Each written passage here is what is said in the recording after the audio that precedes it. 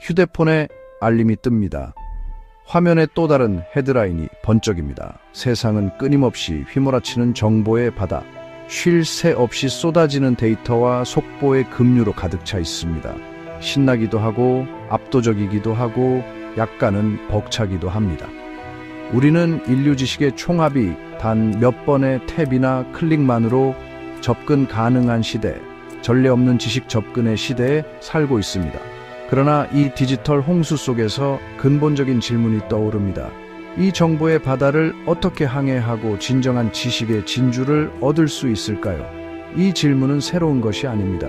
인류는 태초부터 우리 주변 세계를 이해하고 우주와 그 안에서 우리의 위치에 대한 미스터리를 풀고자 노력해왔습니다.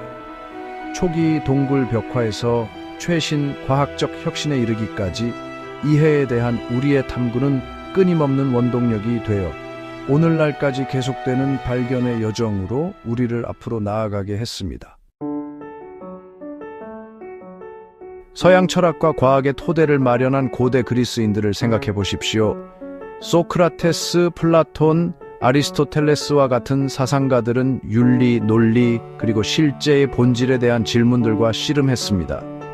수천 년 전에 공식화되었지만 그들의 생각은 오늘날 우리에게도 계속해서 반향을 일으키며 인간 사고의 영속적인 힘을 증명합니다. 지적 침체기로 특징 지어지는 중세 시대에는 위대한 대학들이 부상하고 고전 지식이 보존되었습니다. 학자들은 신학과 철학의 세부 사항에 대해 토론하며 르네상스 시대, 즉 놀라운 예술적, 과학적, 지적 개화 시대의 토대를 마련했습니다. 마치 세종대왕 시대 지편전 학자들이 그랬듯이 말입니다. 르네상스는 우주에 대한 우리의 이하에 심오한 변화를 가져왔습니다. 수세기 동안 그리스 천문학자 프톨레마이오스가 주장하고 가톨릭 교회가 받아들인 지배적인 견해는 지구를 우주의 중심에 두었습니다. 천구의 복잡한 체계를 가진 이 천동설 모델은 우리의 일상적인 경험과 일치하는 것처럼 보였습니다. 그러다가 기존 질서에 도전한 폴란드 천문학자 코페르니쿠스가 등장했습니다. 태양을 태양계의 중심에 놓는 그의 지동설 모델은 처음에는 저항에 부딪혔습니다. 그러나 갈릴러 갈릴레이와 요하네스 케플러의 관측으로 뒷받침된 증거의 무게는 결국 과학적 합의를 바꾸었습니다. 한때 창조에 움직이지 않는 중심으로 여겨졌던 지구는 태양을 공전하는 또 다른 행성의 지위로 격화되었습니다. 마치 옛날 사람들이 생각했던 하늘은 둥글고 땅은 네모나다는 생각이 뒤집힌 것처럼 말입니다. 우주에 대한 우리의 이해에 있어서의 이러한 혁명은 양자역학의 등장과 함께 20세기에 일어날 격변에 비하면 아무것도 아니었습니다. 아이작 뉴턴과 다른 사람들이 확립한 체계인 고전 물리학은 수세기 동안 우리에게 잘 작용하여 일상세계에서 물체의 행동에 대한 신뢰할 수 있고 직관적인 설명을 제공했습니다. 그러나 물리학자들이 아주 작은 영역인 아원자 세계를 탐구하기 시작하면서 그들은 고전 법칙으로는 설명할 수 없는 현상을 발견했습니다. 이상하고 직관에 반하는 원리를 가진 양자역학은 우주를 가장 근본적인 수준에서 이해하기 위한 새로운 패러다임으로 등장했습니다. 인과관계와 국소성에 대한 우리의 개념에 도전하는 파동입자, 이중성 및 양자, 얽힘과 같은 개념은 우리에게 현실 자체의 본질을 재고하도록 강요했습니다. 마치 우리가 알고 있는 상식이 뒤집히는 것과 같은 경험입니다. 천동설에서 지동설로, 고전 물리학에서 양자역학으로 과학적 이해가 변화하는 동안 한 가지는 변함없이 유지되었습니다.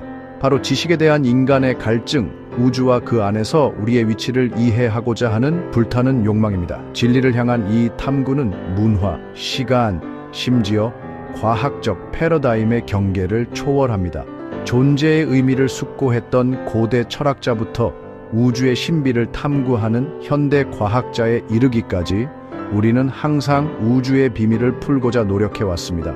마치 도산 안창호 선생이 말씀하신 진리를 찾아 실천하는 사람이 되자와 같은 정신입니다. 이러한 추구는 단순한 지적 활동이 아닙니다. 인간 존재로서 우리 본성에 깊이 새겨져 있습니다. 플라톤은 그의 유명한 동굴의 비유에서 평생 동굴에 갇혀 빈 벽을 마주보고 살아온 사람들을 묘사했습니다. 그들은 동굴 밖 세상의 진정한 본질을 알지 못한 채 벽에 투영된 그림자를 현실로 착각합니다. 이 비유는 인간 인식의 한계와 우리의 가정의 의문을 제기하는 것의 중요성을 보여주는 강력한 은유입니다. 벽에 비친 그림자는 우리가 감각을 통해 받는 정보를 나타내는데, 이는 종종 오해의 소지가 있거나 불완전할 수 있습니다. 플라톤에 따르면 진정한 지식은 우리의 제한된 관점의 사슬에서 벗어나 더 높은 이해를 추구할 것을 요구합니다. 마치 우리가 정보의 홍수 속에서 허우적거리며 진실을 보지 못하는 것과 같습니다. 이 비유는 우리가 피상적이고 오해의 소지가 있거나 완전히 거짓된 정보의 끊임없는 흐름에 시달리는 디지털 시대에 특히 적절합니다. 우리가 직면한 과제는 단순히 정보에 접근하는 것이 아니라 정보를 걸러내고 허구와 사실을 구별하고 표면 아래에 있는 근본적인 진실을 식별하는 것입니다. 비판적 사고, 미디어 리터러시, 그리고 건강한 회의로는 이 복잡한 정보 환경을 탐색하는 데 필수적인 도구입니다. 우리는 출처에 의문을 제기하고 증거를 평가하고 확증 편향, 즉 기존 신념을 확인하는 정보를 찾는 경향을 경계하는 법을 배워야 합니다. 마치 옛 속담처럼 보는 것이 다가 아니다 라는 것을 기억해야 합니다. 정보화 시대에 우리가 직면한 어려움에도 불구하고 저는 인간 지식의 미래에 대해 낙관적입니다. 조상들이 미지의 세계를 탐험하고 별을 그리고 자연계의 신비를 풀도록 이끌었던 것과 똑같은 호기심이 오늘날 우리 안에서 밝게 타오르고 있습니다. 끊임없이 진화하는 우주 이해 도구와 결합된 이 타고난 호기심은 저에게 미래에 대한 희망과 흥분을 안겨줍니다. 우리는 우주와 그 안에서 우리의 위치에 대한 이해에 있어서 놀라운 발전을 이루었으며, 저는 발견의 여정이 아직 끝나지 않았다고 확신합니다. 마치 끊임없이 배우고 발전했던 율곡이 선생처럼 말입니다.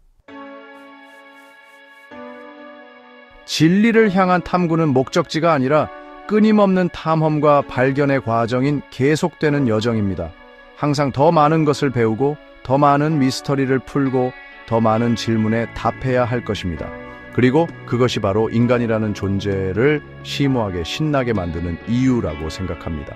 결국 우리는 지식에 대한 만족할 줄 모르는 갈증과 우주와 그 안에서 우리의 위치를 이해하고자 하는 깊은 욕망에 이끌리는 탐험가 종입니다. 이해에 대한 이러한 탐구는 우리를 정의하고 우리를 하나로 묶고 궁극적으로 우리의 집단적 발견 여정을 추진하는 것입니다. 마치 끊임없이 배우고 정진하는 것이 우리 민족의 정신인 것처럼 말입니다.